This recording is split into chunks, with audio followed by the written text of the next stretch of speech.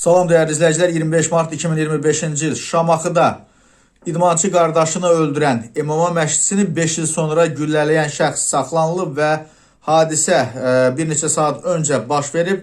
34 yaşlı Orxan Hacıyev güllələnərək öldürülüb.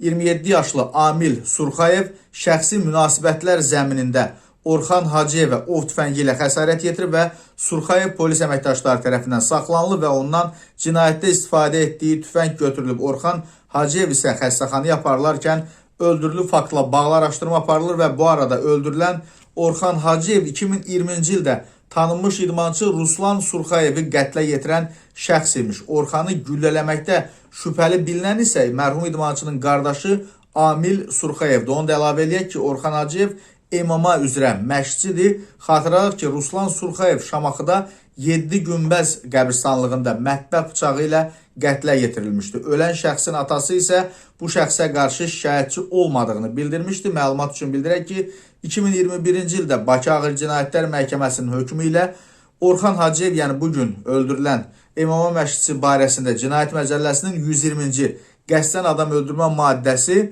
122-ci güclü ruhi həyəcan vəziyyətində adam öldürməyə görə maddəsinə tövsif edilib və o 2 il müddətinə azadlıqdan məhrum edilmişdi. Bu hökmdən prokurorluq apellyasiya protesti və Orxan Hacıyev apellyasiya şikayəti vermişdi və deməli Sumqayıt Apellyasiya Məhkəməsi işə baxaraq Orxan Hacıyevin əməlini 123.1-ci maddəyə, yəni zəruri müdafiə həddini aşmaqla adam öldürməyə tövsif edərək ona 2 il müddətinə cəza vermişdi və daha doğrusu cəza müddətini 1 il 6 aya endirmişdi. İstintaq və məhkəmə dövründə Orxan Hacıyev bu cəzasını çəkdiyindən məhkəmə zalından azadlığa buraxılmışdı.